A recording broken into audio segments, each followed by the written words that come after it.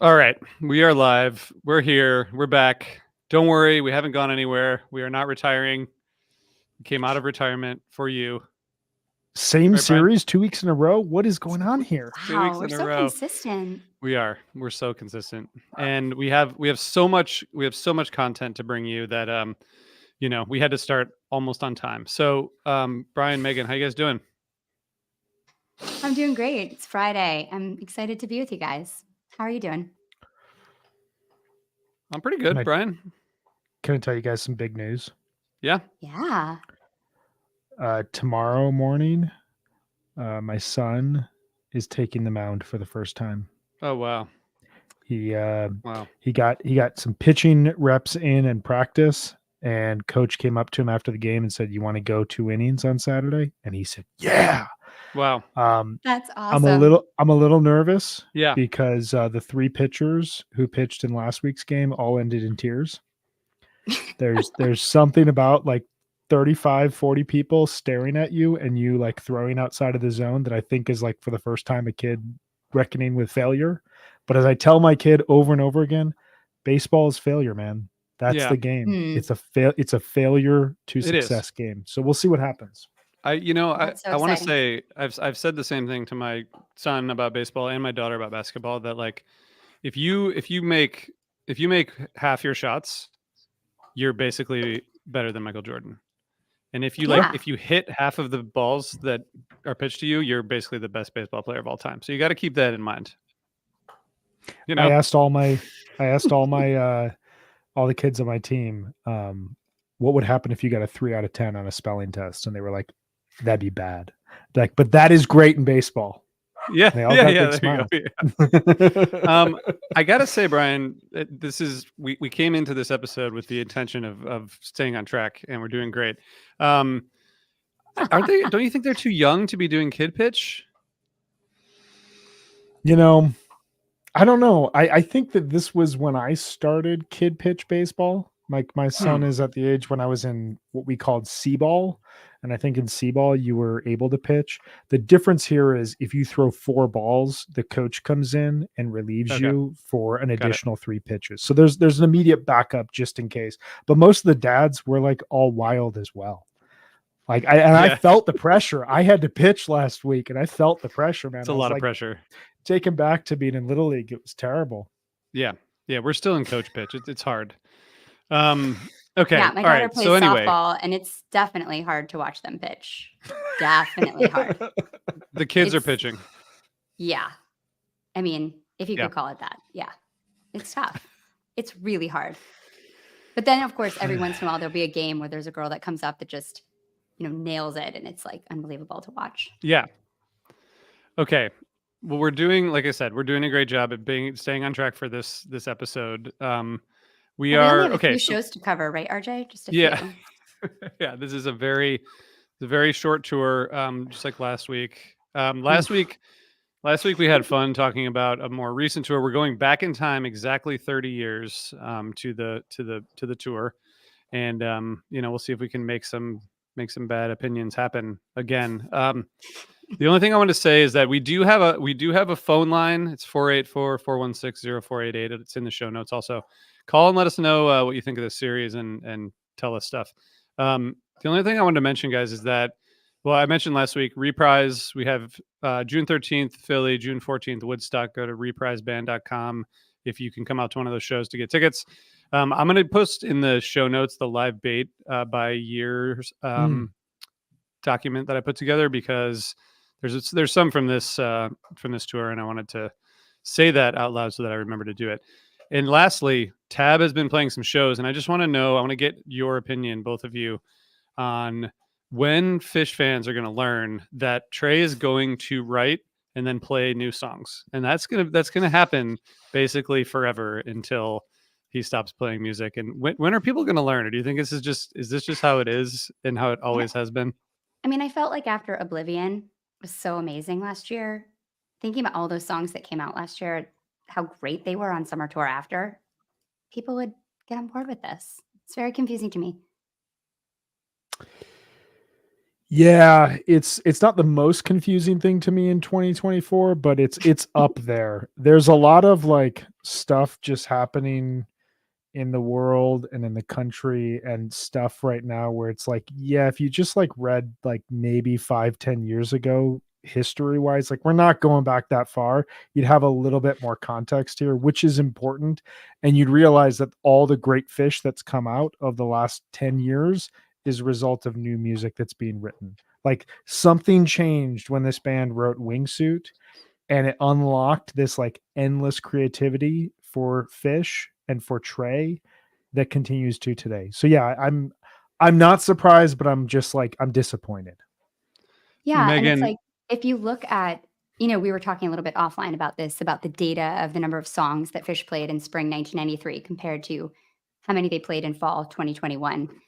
I don't think you guys want them to stop making new music. Like I'm just I don't think you want to hear the same 166 songs in 110 shows like you did in spring 93. So, Well, you yeah, know what would happen if they did that? People would complain that it's too tight of a rotation. yeah.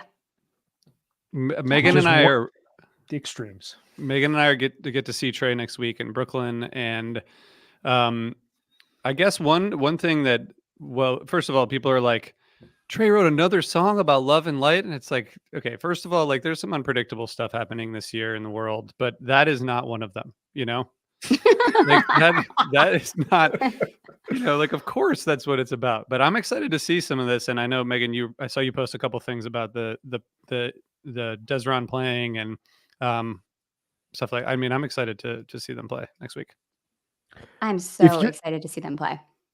if you were able to create music consistently with your best friends and do things like play at the Sphere, be like the second band to play there, the first band to incorporate improvisational music, play things like the Mexico Chalked Us Torture, like this deep in your career, live in a really cool apartment in Manhattan, be able to like walk around to amazing galleries and small jazz clubs and great restaurants. Like, what the fuck else would you write about other than love and light? Like, that is a really good life. And like, I think in words, I would just be like, my life is really great. I'm really thankful for all the people in it. Like, that's what I would just do, rinse and repeat. Yeah. Well, he's not just writing songs like that. Like, like The Yeah, there Well, are. You're right. Oblivion, Yeah, like good a call. lot of his new songs are like actually dark and interesting too. And honestly, unless you're going to write your own music, I don't really think you get to complain about what people write about. Yeah. So that's what we got. But we also have to go back 30 years to Winter Spring 1993 tour. We ranked this as number 17. That's why we're here today. It was ranked number 25 by fans, so it is within the top 25 realm, but slightly lower. But we're going to talk about that. We're going to talk about where this tour falls and why. Mega, we mentioned last week in a preview that there were 71 shows. It seems like they basically just played every city in America, pretty much, or at least Yeah. most. Tell us a little bit about the twice, it tour felt before we like. get in. Yeah, Yeah, pretty much just every city they went to. No, on February 2nd, Rift is released. It's their third album in 3 years. And the next day they set off on this massive North American tour with even 3 stops in Canada. It's going to run all the way until the end of May. I remember when you were talking about this tour last week, RJ, do you remember where you even were in February? And that is a really long time to be on tour. Like February through May is really long. But yeah, it starts in the Northeast, goes down south to Florida, bottom of the US, then it goes up the West Coast, back through the Midwest, and it ends in the Northeast again. It's an incredible accomplishment, honestly. It's a big deal. They're also have the new grand piano for Paige, which is a huge impact on the depth of their sound. Just like my dog, who also has a really big impact on my sound here at the house.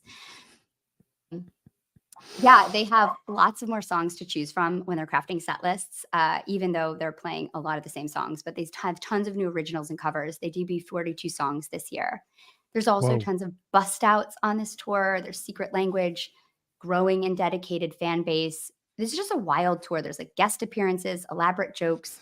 There's a marriage proposal. They're talking about like flubs on stage. They bring a kid up at one point. Like there's just shenanigans on this tour. It's so fun and playful.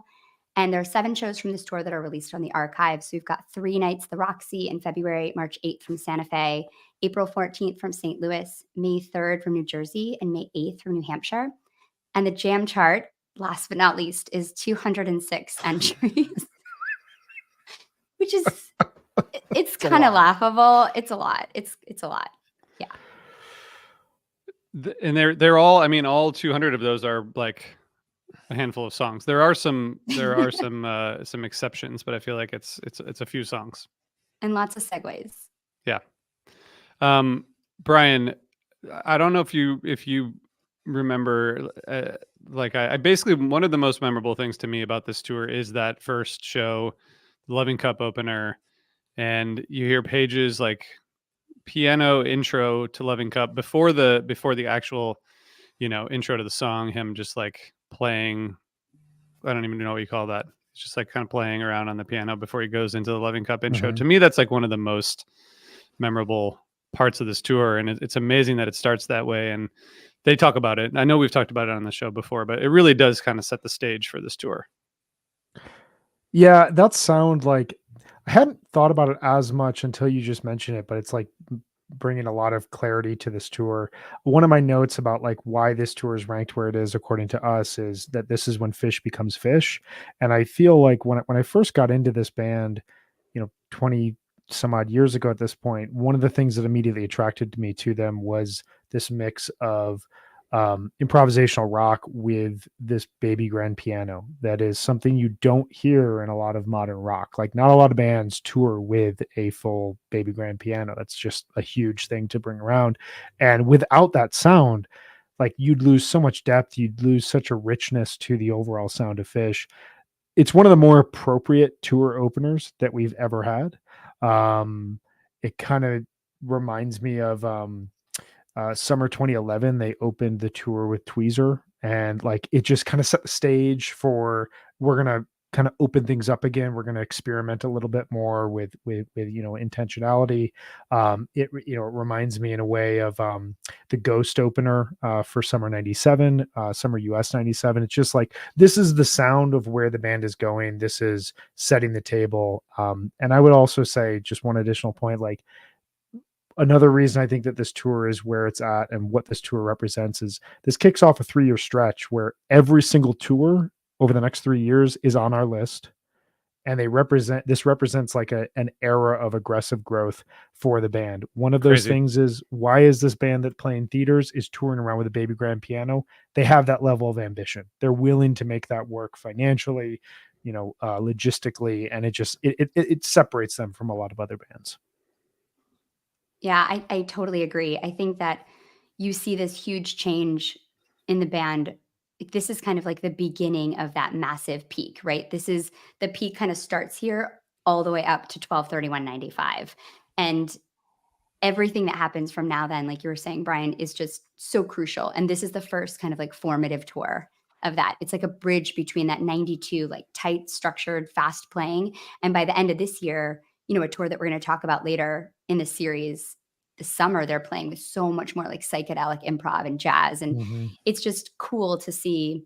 This is kind of the bridge between those 2 years. And it's so exciting to think about the fact that they had all this like ambition and drive and hunger, that they're going to do this tour. This is going to be so demanding, and they're going to use it to build fan base support. And you can see that they're like, okay, we're going to start this climb, but we're going to bring all these people with us. And you see them build that on this tour.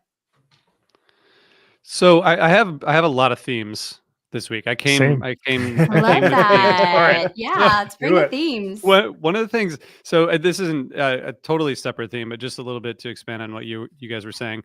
I went back to the Undermine interview with Brad Sands for the Road to Fall 97, and we talked about the 5/8/93 show specifically. But one of the things that he was talking about is like how in 93, and people know that he ended up being, the road manager up through Coventry. But at this point, he was just doing whatever. He drove the bus. He was a guitar tech and like kind of fucked it up a couple times. Like he would just do whatever, which was amazing because he was there for all this. But he talked about how they were getting, much more popular, obviously, but adding people to the team and the road team. And then talking about 92 being like doing the Horde tour, doing the Santana tours, and doing if you look at 92, they played a ton of, 2-set shows, obviously, but there's so many 1-set shows, festivals, Santana Yeah. openers, US, Europe, and then the whole Horde tour.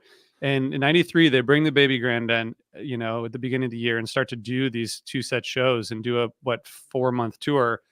And they're like stretching out, like figuratively, literally, and musically, I think. And one of the other things I was thinking about is I was listening to the 219, the Roxy Loving Cup, and that for some reason, so that's the earliest show where we hear the soundboard of Loving Cup from that tour.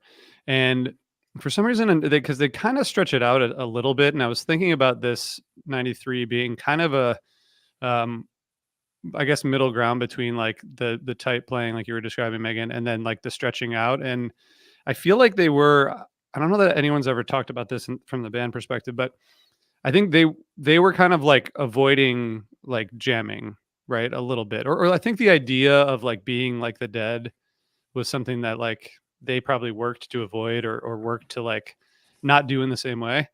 But then you hear these things, even this just like the little bit of stretching in this, or there's there's some stuff at the last show of the tour, which we'll talk about, that are just stretched out.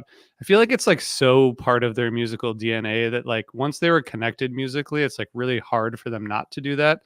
And I think by 94, they kind of figured out how to embrace it in their own way. But I feel like their 93 is kind of this tension between, you can hear it like pulling them in that direction without them fully committing to like improv. And then by 94, they're just like in a totally different place improvisationally. So I don't know if you guys heard that at all, but it's what's interesting about this project is going through and listening in a slightly different way to these shows.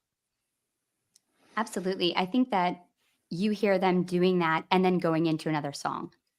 Whereas, now we're in 94, they'll just keep exploring. And so there's so many segues in these shows. And it's just like they kind of start exploring, stretch out, and then, connect to another song and go there. And it works really well. There's some incredible segues throughout this whole tour. But it did surprise me how many there were. And you realize that maybe, yeah, they are trying to stay a little bit tighter. And, if you're trying to grow a fan base and you're trying to like, support bigger tours and you're working this hard every night, you want to be a little bit tighter. And, that's what they were doing more in 92. And it's just interesting. I totally hear that tension. And you can feel when they're having a lot of fun and they're feeling really playful and loose that they do stretch out a little bit more. And so much of the jamming is so interesting on this tour because it is so much the same. It's just a lot of Trey like going off, like just shredding and just like, building these incredible peaks, like his dexterity and tone, which is like so great on this tour.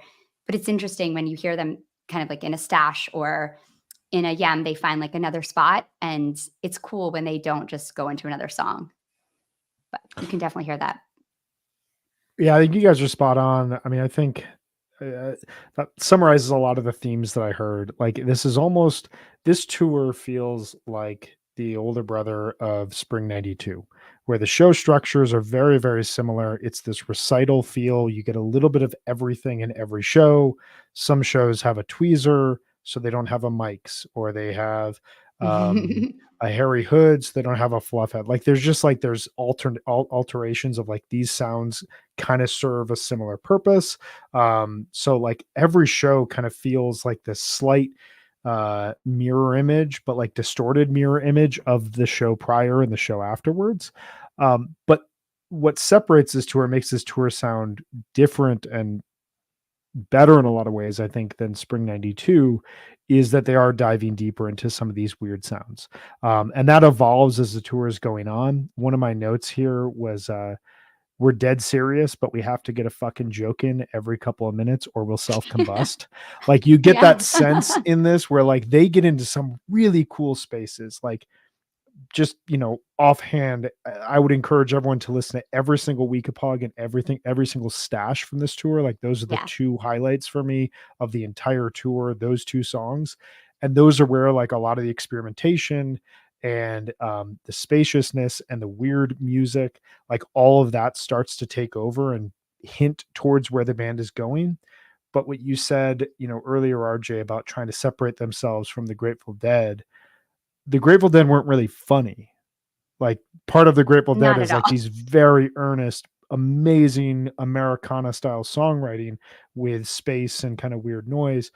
Phish at this point is more of like a humorous band that is going to wow you with what Trey can do on stage and with their loudness and the fact that they play a bluegrass song now and then they play something like Tweezer and then they go into a ballad and then they go into a song where they're throwing a beach ball around. Like it's an all-inclusive show that feels very much a part of like early 90s alternative culture and like only could have been, brewed up there, whereas like the Dead is very clearly San Francisco 1960s, that sort of culture. Like they're those two things in polar opposite, and I think that they just don't want to be tiptoeing too much into that ground.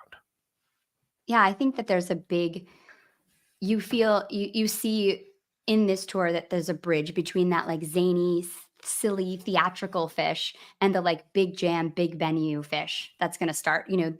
They go from playing like, they start the year playing like clubs, colleges, theaters, and then by the summer they're doing like amphitheaters and sheds. So this is like the year when they have to start like becoming a big band. And how are they going to do that? And it's exciting. And I also think that a big theme from this tour is just the fan base. You can really hear it listening to so many audience recordings. Like people are so engaged and excited and they know the songs and they're screaming when certain songs start. And that had to be really exciting for them to feel this fan base like really growing like everywhere, not just in the Northeast.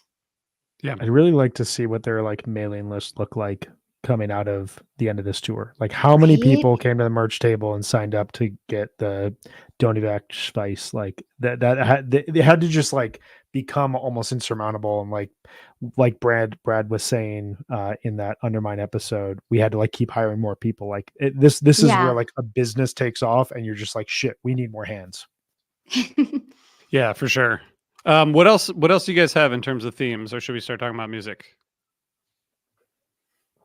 I mean, I think I'll just say like this is when they're becoming a real rock band. Like this is the addition of the Baby Grand. The sound is fuller, the sound is bigger than it was, and I think to Megan's point, like they know at this point that they're going to play amphitheaters on their own throughout the summer, so they have to up their gear. It's a bigger sound from 92. It does not sound like a bar band anymore. It sounds Yeah. much closer to 94 and 95, just in terms of how robust it is. And that's a technically speaking, a big part of the overall, next step they're taking.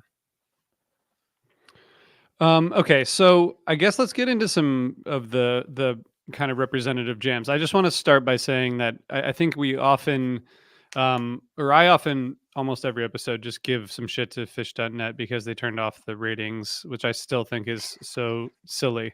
But I love the jam charts, and I do appreciate them. One of the things that so there's 71 shows on this tour, as we talked about. It's really hard to listen to them all. You can't. So using the jam charts was helpful for the shows that I wasn't going to go into. And the February 17th, 2/17/93 Bowie was a real like use of this jam chart, because I don't think I otherwise would have listened to this show like from Winston-Salem and otherwise kind of like a typical show, very very basic set list. But the Bowie is really, it's fun and it's an intense like kind of rolling ride, and like a lot of Bowies in this era, but I really like that. And thanks to Phish.net volunteers for making sure that we have the jam charts so we can find hidden gems like this. Yeah, there's no way I would ever be able to any of the work I do for this series without Phish.net. And and the jam chart in of itself, like this series is, I go through that for this and then kind of venture off into full shows or full sets. Like that is the root of how I think we prepare for this. So amazing stuff. But you guys should turn on the rankings again. Agreed. Everything's gonna be fine. And stop counting debuts on the jam chart, please. What are we We doing still here? have grievances to air. Can we have a debut chart? Like, what are we doing here? I think the first couple of weeks of the tour, there's not a lot of peaks there. This one, so February 17th, which is what, 10 or 11 days in, that was the first one that I noted. We don't have to go in chronological order, but what else do you guys have in terms of representative jams? There's a few that we're all gonna want to talk about, but what do you guys have? I think the first one I'll mention is just, if we are thinking a little bit chronologically, is 220, the Roxy. I mean, that whole second set is just so awesome. But the Tweezer is so crazy. That's the straight from the sewer quotes. It's just absolutely freewheeling and thrilling. And at one point, Trey's like, "How is everyone feeling tonight?" It just sounds like such a party in that venue. And it's so effortless. It's so boss. And then they have this perfect segue into Walk Away.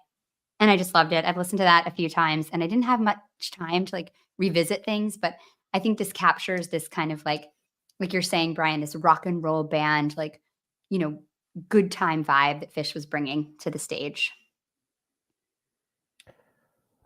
That's a really good one. And that's just such a formative show in terms of who the band was and what they were capable of bringing to an overall show. I think the first one that I will share is just jumping ahead a little bit, the 3/30/93 Stash from Eugene. This is a show we're going to talk about here a little bit later as well, but this is shout out to the Fish.net jam charts because I think they nailed this. Spectacularly improvisational and all caps must hear. Takes Stash well beyond anything performed up to this date. Starts exploring right off the bat with an unstash like groove, a brief "Can't You Hear Me Knocking" jam, and a power finish. This gets into kind of what you were saying earlier, Meg. It's kind of like the almost conflict of this tour in a good way, that like they can't go deep without teasing a song. There's a Yeah. lot of the best jams have like a distinct tease in there off of a classic rock song, but they also do this thing that is going to represent a lot of growth for Fish, especially in July and August, where they take a theme and they start to distort it and they start to mess around with it and see what's kind of on the other side of that and play around with like a riff as though it's like a game to be played with within a jam. And that like hey hole type jamming where they all are hearing what the other person's saying and how they're distorting an idea. It's kind of like it's like a grammatical game that you could be playing, but like with music. And that is something that they will perfect over the next year or two and will help lead them towards 1995 and all the greatness that'll happen at the end of that year. But this Stash, like I hear it, like if you heard just one jam from this tour, I feel like this Stash would be pretty emblematic of why Fish was so good at this point in time. Even though this is like a small percentage of what they were playing, it just really showcases where the band was excelling. So driving and mean. It's like booming drums, super dark. It's so good. Absolutely. Yeah, I think the jams kind of change over the course of this tour a little bit. Yeah. I think you can hear a lot more like the 325 Stash is something that is really dark, really patient at the same time, and I don't think would have been able to happen like in the beginning of February. I feel like sometime in March, and maybe it's just being out west again and being on the road, but it feels like there are these time frames that allow them to kind of like stretch out a little bit. Yeah, I think that this is that age and this is like the last time you could go out on the road as not music in general, but like for them, and just be out on the road for like 5-6 months and let the road kind of dictate their lives and like be okay being a bit grimy. Like they're going to become a little bit more polished and professional as they go along. And I think that definitely impacts them, because you have to imagine playing shows like the Roxy, doing like a full, this I think is the last like 4 or 5 show Colorado tour, where like that is like a distinct section of it. They're playing like all these like Gunnison, and they're playing Colorado Springs, plus they're playing Boulder, like a lot of these cities that they will skip now and just say come to Denver. They play all these tiny towns in Colorado, and so they're returning to a lot of places that they've played over the last couple of years, and now they're getting a bigger audience. Plus they're on the road all the time. There's inside jokes, the sound, the connection on stage is getting stronger. So I think you're absolutely right, RJ. As the tour goes along, like who knows what they were like from like a mental health standpoint, but like they are clearly getting more and more out of playing. It's like a baseball team peaking in October. Like when those guys know each other and they've been playing together since the spring, like magic happens. Yeah. What else do you have, Megan?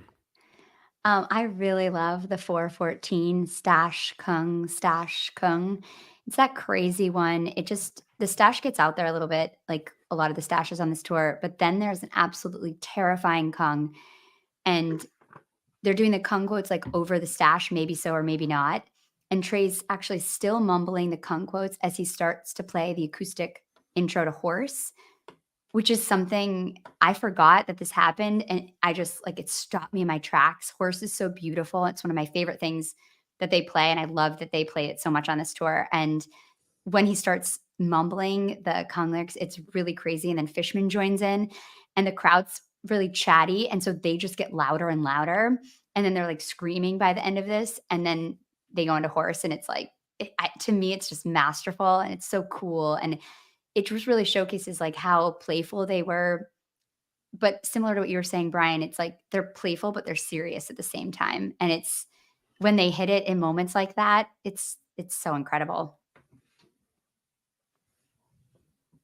I was thinking about that show because I think when it was released, I was like, why this show? There's 70 shows on this tour, and they're kind of all the same, but I think it's because of that segment, right? It's I like, think is so. it? And like the proposal, maybe like, Yeah. I mean, it's a like, fun show, but yeah, it's I those think little that's the things, best. you know? Yeah. I agree. Well, There's so that many was the shows like St. that. Louis box set, right? Yeah. Where they had two Yeah, shows true, from true. Yeah. '93 that were both. I think the one in August is a step up, but yeah, this Yeah. segment, as Mhm. you're saying, it just shows that playfulness, but also they're dead serious playing this music. There's Yeah. that they're eternal pranksters, but like when you get them in a moment where like they connect, oh my god. Like that's so hard to do. It's so hard to be it's just very authentic, but it's also just really hard to be funny and take your music really seriously. And that's basically what this whole tour is, right? Like they're playing really hard, complicated music, but then Fishman's getting up every single show and singing. Yeah. It's just this weird balance that is just so Fish. It's so who they are. Yeah, I mean, Rob Mitchum has written about this that like one of the reasons Fish still hasn't had the like Grateful Dead revival where, indie rockers are like, okay, cool, we'll cover the Grateful Dead now. The Grateful Dead are like an influential band on us. Not a lot of people say that about Fish. And I think what he's written, and I agree, is humor is not very cool in music. And Yeah, it's very much of an totally. acquired taste. And you either get it and you want it, or like, no, keep that away. I want my band to be like serious and dark and sad and like, really like saying important shit. And like Fish isn't really sitting there being like, we have to say something important. Like the important thing is the music and the accomplishment within the music. And this tour like sets the table for that and really defines that. Like you're saying, Meg, like they're jamming, and then 3 songs later, we got to play HYHU. Like Fishman Got has to. to get up and play the vacuum cleaner. There's like contractually obligated. Yeah, it's just it's not cool, It's not really that cool. I would be remiss if I did not mention the 4-2 Weekapog, one of my favorite jams of all time. We covered this on Beyond the Pond about 5 years ago. It just goes completely off the rails and almost loses itself and almost loses like any sense of melody or rhythm, but like it holds it together in this very cool like space section about 7-8 minutes in, and then kind of builds back rhythmically. You can hear how rhythm and minimalism will complement this band that like they play such complex music at this point in time. They play so fast and aggressive and they're changing from one idea to another.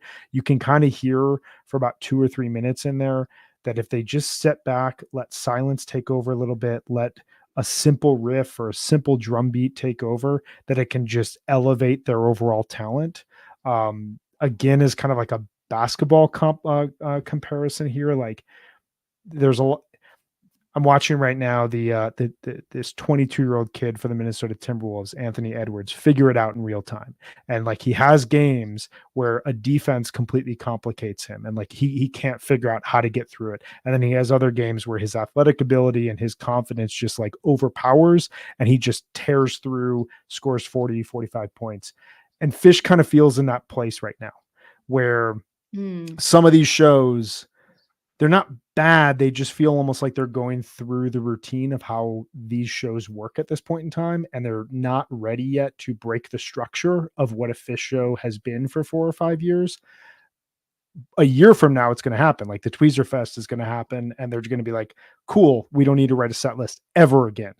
But they're not there yet. But like moments like this Weekapaug just show that if you guys just abandon the plan, man, you have something really magical that you haven't even tapped into yet. Yeah, that's great. That jam was not even on my radar, so I appreciate you bringing that up. I wanted to just two things. First of all, Brian, who do you? By the time we record next, this will be a whole different NBA playoff. So who do you got in Game 7? I am going to pick the Nuggets, but I would not be surprised if the Timberwolves got it. I just am expecting Karl Anthony Towns to get 2 really dumb fouls in the first 13 minutes of the game. I'm expecting Jamal Murray to go off, and I'm expecting the moment to be a little bit too big at this point in time for Anthony Edwards, but I'm happy to be wrong. How about you? Yeah, I think all those things are totally true. And then Jokic at home is just it's going to be really hard. But I'm really hoping, I would love to see the Timberwolves win. I think it would be an awesome story, and I think they'd make it to the finals if they can get back past the Nuggets. Agree. Okay, so Brian, wait, you don't want my take on the basketball? What sport is this? Basketball? Did you almost just say basketball?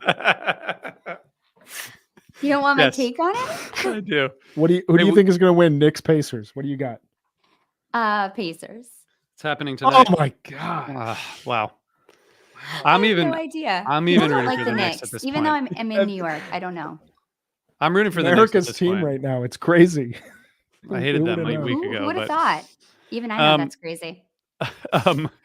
Brian from Attendance Bias says there were a lot of gyms that almost went off the rails, and one of those I actually wanted to mention, the 326 Tweezer, which is really pretty, kind of a similar thing, drawn out, kind of patient. But when I was listening to this Tweezer, I was thinking this is probably the last tour where we don't get a Type 2 jam, because I guess maybe summer '93. I feel like there are a couple, right?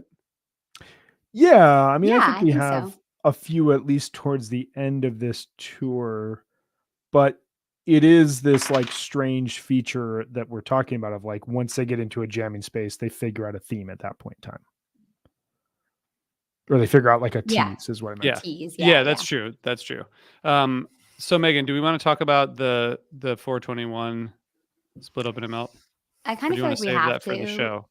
Yeah, and I can tell everyone that I kind of forgot about that this was added on to Demand on Hoist, and I was just listening to it like as I was going through prepping for this show, and texted you both and was like, this is absolutely insane. Like this peak is one of the best Phish peaks it's got to be of all time. I mean, it is incredible.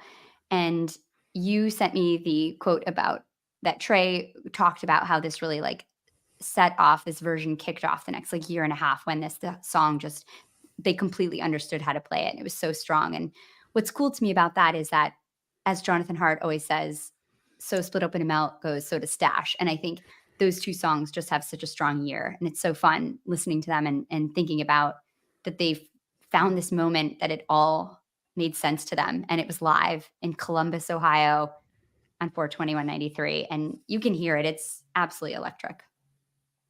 Yeah, no, I don't think it is very often that the band acknowledges a specific jam or a show, but this one is legendary because of both like the way that it's played, like what you described, and the way they're kind of listening. And as Trey mentions in that quote with an interview with Steve Silberman, he says like, it's an odd time signature and it's hard for us to like figure it out. And I'm like, why did you even write it in the first place? Like, I thought the same thing. I'm like, I love that you write all these songs you can't play. Like, it's amazing. It's a challenge, but also like the fact that they reacted to it in that way and memorialized it on an album in that way is pretty cool. And the way it plays out on Demand is fun. That's like it's an interesting way to incorporate a live recording onto a studio album. But this show is, it's one of those moments. Like I feel like a lot of the tours we've talked about in the 90s so far, there's these moments where they just like the Roxy, the 220 shows like that. It just feels like something happened and it's just more effortless and more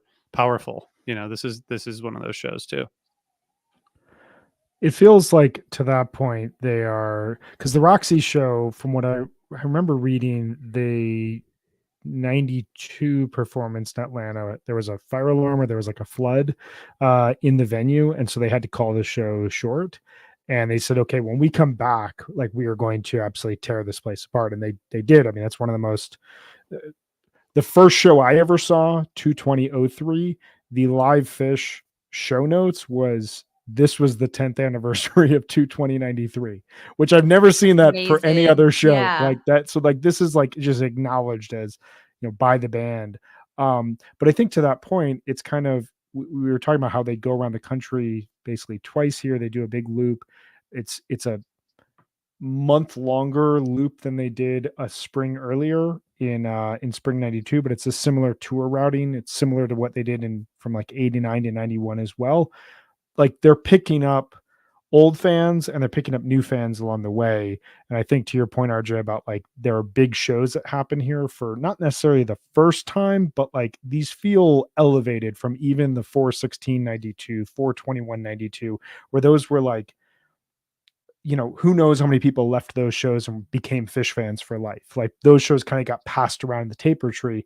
These shows feel almost like the venue's gotten bigger. There's a lot of people that are showing up for these shows, and the band has these moments where everything kind of comes together at that point in time, like the Split Open and Melt. I would say as well, big show for me and a big, jam segment for me on this tour was the 5/5, my friend, into Manteca, into my friend, as well as the You Enjoy Myself. This is a show in the Northeast right before the tour ends. We are in Albany, night one of 2 nights in Albany. We're kind of starting to see what like runs do for this band, and what like a multi-night stop does for them, where they can offer different variations of who they are, and really showcase as well, like, 3 months on the road, coming back and playing for, Albany is right across the river from Vermont. In a lot of cases, it feels like a hometown show sometimes when they play in Albany, and you really get that sense here. Yeah, I love those 2 Albany shows. I feel like they're a nice pair. I think that'd be a nice box set, because the next night they have that almost 20-minute tweezer, which actually has some distinct sections in it, which I Yeah. think is really unique. Like, there's nothing close to a 20-minute jam on this tour except for this. And it's really interesting. And it has the same kind of like hard rock Trey soloing, and then it ends the same way with the like deconstructing, melting out ending that all these tweezers have. But there's some really cool sections in there that get really melancholy, it's very different from what they sound like. And it's really cool. You can hear them heading towards the end of this tour. And also, like you said, Brian, being back at home and kind of feeling that. And it's just so incredible that they ended the whole entire tour the way that they did on 5/8 too. I mean, that show is amazing.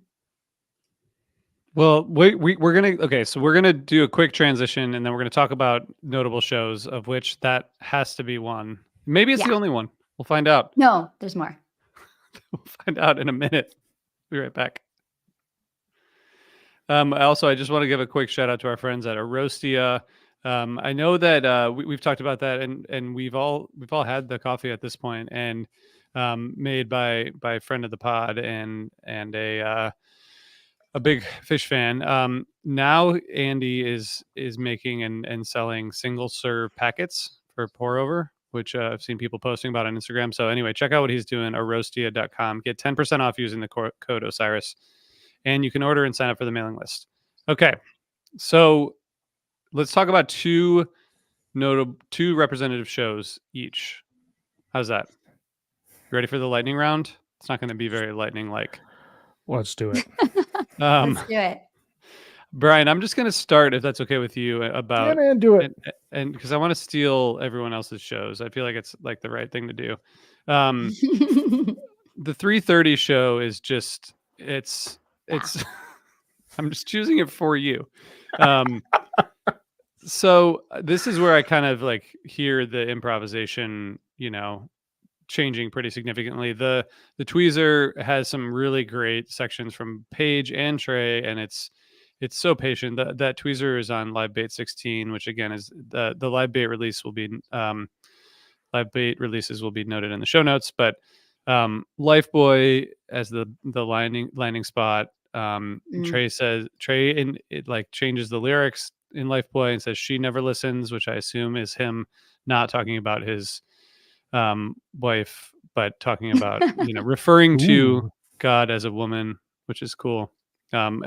Mike's has the same dynamic. It's like, it's just really fun. Trey's pushing kind of the boundaries of the sound in these jams, and then Weekapaug goes into the debut of Psycho Killer. And it just feels like they're completely loose and open and listening, and it's just this is a show that I think I probably had the tapes at some point, but I feel like this listen back was like a confirmation of like this is a really pretty special show. I love that show. Yeah, this is one of my picks for a live Fish release from this tour. I think it just is really emblematic of the tour. We talked about the stash earlier, but I think you're absolutely right, RJ. It gives you a lot of diversity of what this band could do at this point in time. And they clearly loved Oregon for as little as they played there over the last 20 years. Like there were a lot of really good Oregon shows in the early 90s that built up a fan base there that is still there. What else do you have to say about it, Brian? Just in terms of the show, anything to add? Yeah, I mean, I just think to me, the biggest like set listing oddity here is that you get a stash, a tweezer, and a Mike song, or a Mike's groove. So you get them kind of, whereas in a lot of these shows, you would get maybe two of those, but not three of them all together. Like you just get them kind of piling ideas on, which is something that is going to be a part of Big Fish shows going forward. There's almost a restraint at this point in time in their history to not overwhelm you with like their best stuff, to give you like a full platter. It's like rather than like going to your favorite brewery and getting like the beer you want and drinking that over and over again, like you're getting just like a flight of beers and you're trying things out over time. And so like some may really, appeal to you, but it's only like 4 ounces. And then another one you don't really like, but again, it's only 4 ounces. And you get like a little taste of who Fish is throughout each show. And a show like this, you can almost draw a line from here to something like the way Hampton 1997 night 2, where they come out and they'll open with Mike's groove and a really long Mike's groove. And then the next song is not going to be a ballad. It's Harry Hood. And why not just like beat you over the top with the best stuff that we have? It's something that they're really good at like avoiding from time to time. And here in this show, you kind of start to see them like these jams are almost elevated to my ears because they are, one great song that is going to lead to a jamming space on top of another. Thank you for adding. Appreciate Always. that. Megan, what do you got? Well, we've talked about the show a little bit, but I really do think the 421 and 93 show is just, you can't really miss it. It has a killer first set. It's got energy, flow, like excellent dynamics. The Forbin's Mockingbird in the first set is so good. The narration's amazing. He talks about like gremlins sanding away at the edges of the building. And I think this is a perfect use of Fish. And I didn't know to bring him out in trombone. That to me is like, yes, like that's perfect. And then the Antelope intro is really different. It's really delicate and soft. And then there is just this absolutely maniacal peak before the lyrics that is just like, oh my God, like you hear it and you remember like, this is why this song existed, like to go to this like insane peak. The peaks in this tour are just, they're awesome. And the second set's great. This is one of those shows that I couldn't listen to every song of every show that I wanted to listen to for this tour. And this one, I didn't turn it off. Like I just kept listening to it. I just felt like it flowed really, really well. You've got Great Gig in the Sky, which is, I think, such a great cover to put in between Mike's groove. And it's just a really great show. That's awesome. Thank you.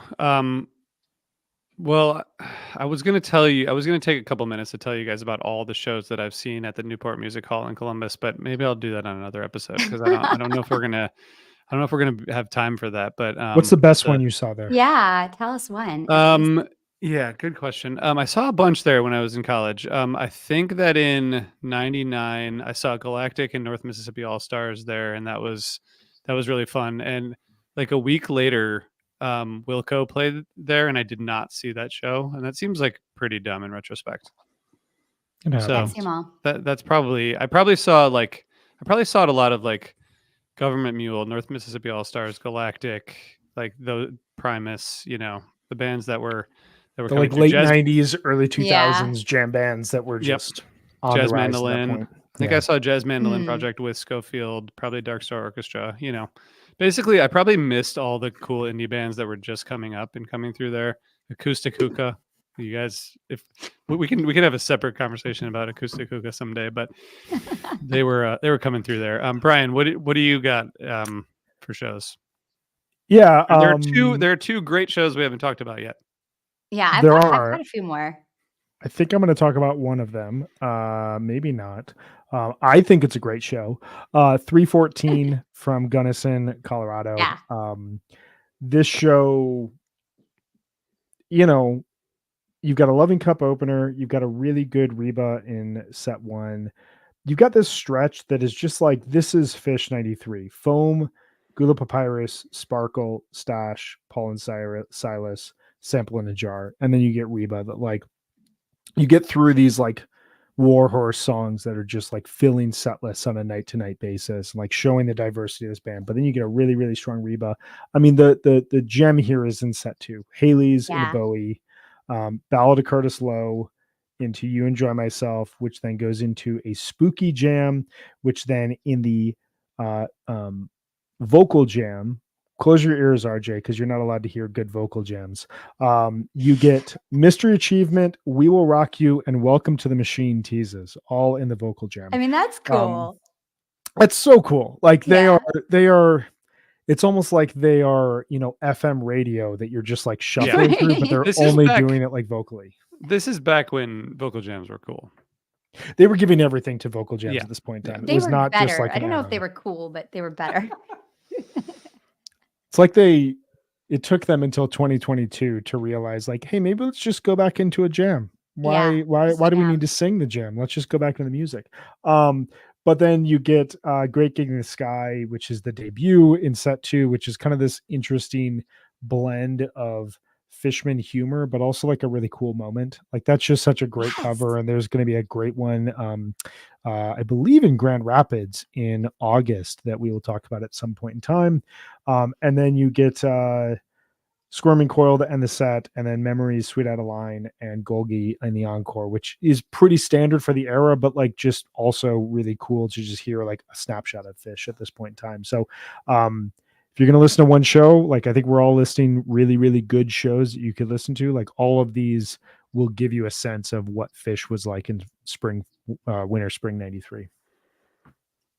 Yeah, it's awesome. The Curtis Lowe, that was the first time they played it in 300 shows, and it works really well with the piano. And just to note that it has not been played since 12/30/19, Megan's the most important date in Megan's life.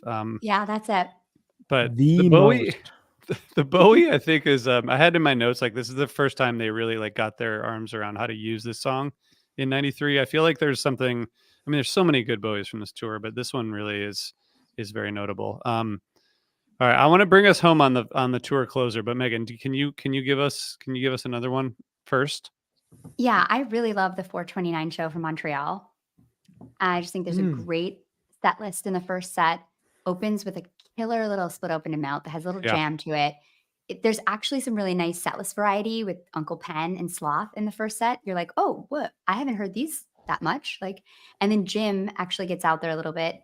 Really nice hose from Trey. And then it lands in horn, which, yes, that's just like chef's kiss. That's nice.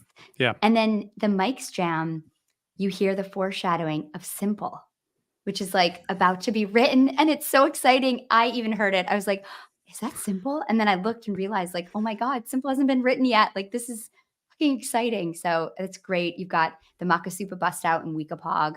Weekapog used to have like these super fun things inside it. Like, yeah, let's put Psycho Killer in it. Let's put Makasupa in it.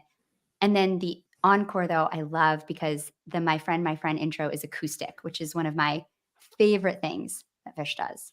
So I think this show is, I don't know. I don't know that people talk about it that much, but I really loved it They when I don't. listened back. Yeah, it's a good one. Awesome Antelope to close set one. It's got Yeah. a jam off of Oh, Pink Floyd's yeah. Money. Reba's Which- really good. Really good Reba. Yeah, I mean, this is a really good show. Really good call here. I just want to say that I think Brad Sands mentioned in the interview that he was the one who was sometimes in charge of tuning that acoustic guitar, and he doesn't play the guitar, and I think sometimes he like didn't really know what he was doing, but most of the time it worked. It's just a funny. It seems like a very hard thing to do if you do not play guitar. Exactly. Okay. Well, so I did say that we would stick to our time frame. So do you guys mind if we just go to 5/8? We gotta go. Do it. We gotta Um, go. Go to it. But first,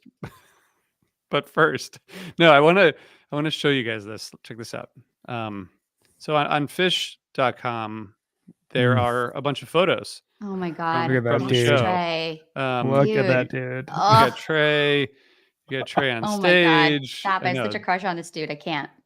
I know. Look at him. Look at him with his like. I know. And also, here's the this is great. The great group photo, which is like the Mike, nerdiest his group of people. outfits. I mean, Ugh.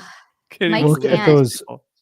Look at the Those right calves. tongues outside Yeah. of the jeans. The jeans. Yeah. Like that is the So good. nerdiest early '90s shit ever. But I love Oh it. my god, the It's so page is good. like. I mean, everyone's just so nerdy, and I no, know. I don't think anyone had really discovered the downsides of partying on the road. This is like wholesome partying on the road, but this- Yeah. Yeah, totally. crowd. Oh, awesome crowd shot. which is crazy. All and, those people have yelled at you on Fantasy Tour or Twitter. Yep. And they were like, I was single one. there. I was at 5/8/93, guys. So true. Oh my god, Don't Mike. come at me. Glorious hair. Fishman Oh, with he's wearing long the hair. goggles and the Yeah. goggles. Those Yeah. are absolutely incredible. Yeah. So Oh, Marley. and there's Aw. Marley, which is Look it's at really this great. dress. Has eyes on it. Yeah. It's weird, right? There's some Yeah. funny stuff in here. Anyway, that a just set wanted to share list? those. This is the run of That's the show for the load-in? day. Oh, Yeah, run a sure. show. Oh, Yeah, cool. with the load in and they keep changing the times. 9:45 till 11 back. or 11:30. Curfew, no curfew, which is great. beautiful. Anyway, thought that was pretty cool. Love My it. friend, Thank you for my sharing friend that.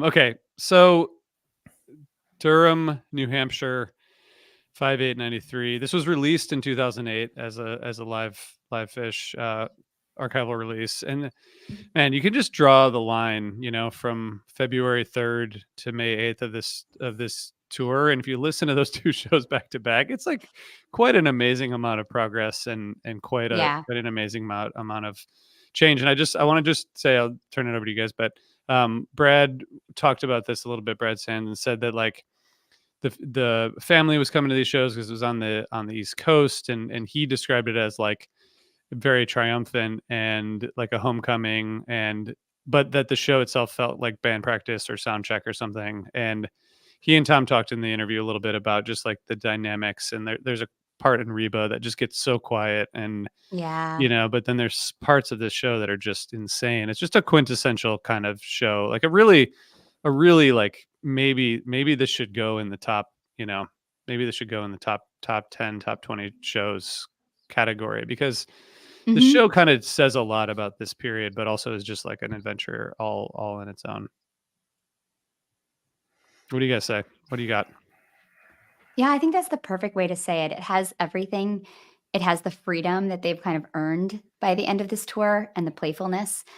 And like you said, this Reba is truly special. It gets so quiet and patient, which is not something you hear a ton on this tour. And it's exciting to hear them doing this at the end. And I think it's worth mentioning the Satin Doll too. You've got Paige singing this like, lounge jazz, and then them thanking the whole crew. And it just has this kind of like, yeah, this really accomplishment feeling to it the whole show. And at the end, Trey's like talking about, we've been on the road for all these months, and like we're coming home, we're going to take a break, but we're going to be back this summer, and we're going to have all this great music, we're going to be ready to go again. It just shows like how hungry and how driven they are. And I mean, these guys were working so hard at this point, but then having so much fun. And I think the Bowie from set 2 obviously is you've got the Jessica jam, the Have Mercy, back into the Bowie. It's a really exciting piece of music and absolutely beautiful. And I think the stash in the show too is just incredible, like demented, sick Trey playing. Like Trey is unbelievable. You hear this and you just remember like what an absolute incredible talent he was on the guitar at this age. Like he could go so hard and never miss a single note. Like he's going so fast and so hard. And yeah, I think this show is, I think you said it, RJ, it's really special. Brian, there's a part in the Bowie where before they go into Have Mercy, where Trey is like basically heavy metal jamming Yeah. over while he's vocalizing, and then like 2 minutes later they go into Have Mercy. I mean, there's a lot going on in this Bowie.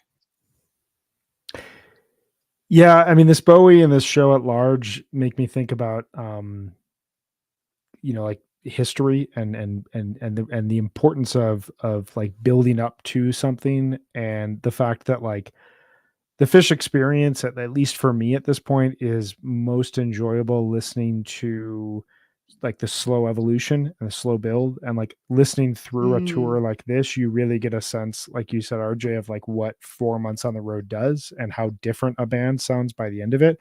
But the other thing is like, there are these shows in Phish history where everything comes together, and you talk about like that segment in the Bowie, you're hearing them figure out that if we add this one idea over this idea, it shouldn't work, but it works. And that formula of like mixing up music in a blender in a really, really weird and aggressive way is going to be a huge thing that works for Phish long term. Like I almost can't think of any other show in Phish history where maybe 12/31/95, where literally everything comes together for one show. Like it feels on that level. I don't think it's as great musically as that show is, where like there's 8 jams across that show that are like some of the best I've ever heard from this band.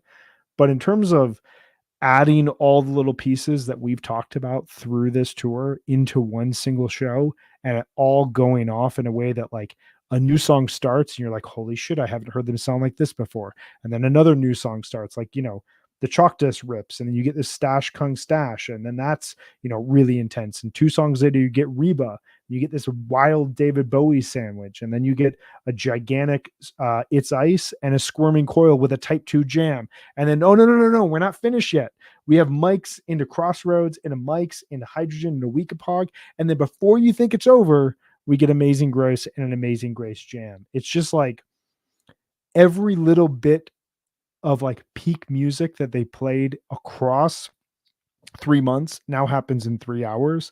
And you've got to imagine, like, once again, to like, add the, like sports comparison, this feels like the end of a season where everything's built up, a comeback win, 5-game winning streak, maybe a losing streak that brought the team together. But then like you play game 7 of the championship round, NBA Finals, World Series, whatever it may be, and everything comes together and you have this incredible game, and it just makes you that much more excited going into the next season. Not only did you accomplish a ton and it all happened in the one game where it should happen, but like you're saying, Meg, Trey gives a speech about going back on the road. It's almost like they're ready to go off the road, but they don't want to leave because they keep hearing themselves reach new levels. And they don't sound tired. Like, no, they're in incredible shape. And I think if there's any band out there that like wants to achieve greatness, just listen to 1993 Phish and understand how fucking hard they were working, because that's how hard you have to work, and they're doing it. And it did sound at the end of the second set like they just didn't want to stop playing. You get like a jammed out Amazing Grace and a Squirming like they're just like they didn't want to stop playing. Although, one thing we haven't talked about yet is how bad Big Ball Jam is to listen to. RJ, I was really hoping that we could get to the end of the show without bringing it up. Please, okay, sorry. Please say what you're gonna say, because you're backing me up. Go. I feel like they should just take that part out of the recording. Like it's like it doesn't. It's like, Brian, I don't know if you checked out the new LeBron James and JJ Redick podcast, but if you listen to the audio within like the first 30 seconds, one of them's like, so you see right here, the guy's at the top of the key, and you're like, all right, well, I'm done. because I can't see it. I It's can't like see that. it. Like if you can't see it, like it's totally do you irrelevant. And do? you hear people Yeah. clapping, you know, it's like, yeah, like because the ball did something. You're like, this is so stupid. Oh my god. Uh, Well, I I didn't remember tell you the guys. first, I got into trouble. Oh, go ahead, Brian. I'll tell you uh, after. what my just trouble really is. quick. The first show I ever heard that had Big Ball Jam on, I was so excited to hear it. Like I was like, I searched on a tape because of it. And I was No. like, what the hell was this? Like, No. no, it's awesome. we're No. done. Like, No, just I bust out. mentioned, so I wrote on Twitter, one thing I'm glad that the band doesn't do anymore that they did in 1993 is the Big Ball Jam. People had a lot of feelings about Oh, that I'm comment. sure. Yeah, a lot of pushback. I was called You just don't anti-art. get it. Yeah. Anti-art. Yeah. The process I'm like, of art. you know me so well. If you know, I'm like, I literally spend my entire life consuming and talking about art, but it's okay. I was like, I think it's okay to say that something doesn't age well. And I am glad they don't do it anymore because they don't need to. And it's a nightmare to listen back to these shows. I mean, I just skipped it, but it's just, they didn't even need to do it then. Like, I get why they did it. They were building community. They were being silly. They were trying things out, but they didn't even need to do it back then. And I stand by that. And I don't like Big Ball Jam. I'm sure a lot of people listening were at a show in 93 and saw Big Ball Jam and feel like it was amazing. And like, I feel great, happy for you, but I don't like it. It's a band exercise brought on stage. Yeah. Exactly. I think it did it did what it needed to do by engaging the band and the audience in a cool way. And like, I love the intention of it. And I think that from an exercise standpoint, it's a really good thing that they did. But to your point, it like that, that's the woo now. Yeah. Yes, it's like 100%. There's a way to connect with the audience. Like,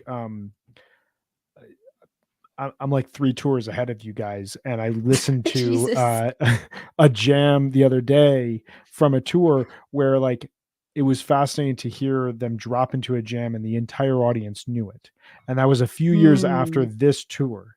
And listening to that, I was just like you can draw the connection because like the fan base got cued into the idea that now we're going to experiment, and the band was able to do that along with them. But they don't need to do that exercise now. Like, no, stop it. They didn't even need to then, I would say. Like, Well, the band they were building connection with the audience. Like, without we're not going back. We're not going back. All right, quickly, live Phish release. What do you guys got? 330 or the Albany box set would be my pick. I would say 421, or I would love an Albany box set. I'm going with 330 also.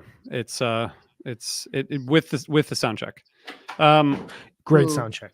It's a good sound check. Okay, so guys, we did it on Winter Spring 93. Next week there is a break, but I am going to do an interview with a musician who we've been trying to talk to for a while, Ari Joshua, who has a bunch of overlap with the Phish community, and he actually saw his first show on this tour.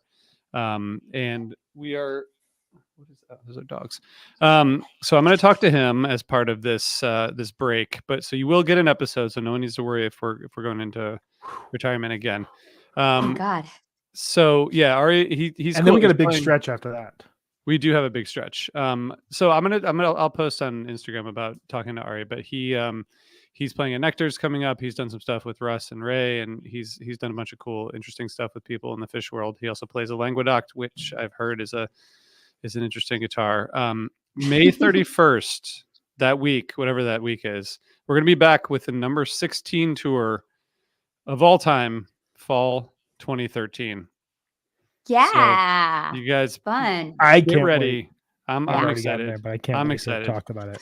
It's going to be. Let's go. This is serious. I mean, you know, I Really don't know what else to say. I think there are 12 shows, but they're all, every single show is amazing. So that's where we are in this. You know, I'm show- so excited. Every show is tour is amazing. serious. So many great jams.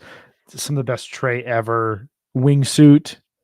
Like, Wingsuit. oh my God, I can't wait. Oh, and I have 2 weeks. I can totally listen to it and not be stressed. This week was like an accomplishment. Like, I'm still like, haven't like released my like shoulders from doing it. Like, it was. You did a Go great listen It was to job. Big down Ball to the Jam. minute. Go Yeah. listen to a Big Ball Jam. I got some jams I'll send you that you should check out from this Yay. Couple this week tour. of pogs. There's a couple stashes that you haven't heard yet. Okay. Thank you guys so much. Thanks, Brian and Megan. Thanks everybody for listening. We're going to see you back here. I'll be back next week, and we're going to keep this thing going. So thank you guys for supporting us. Have a good week. Peace, guys.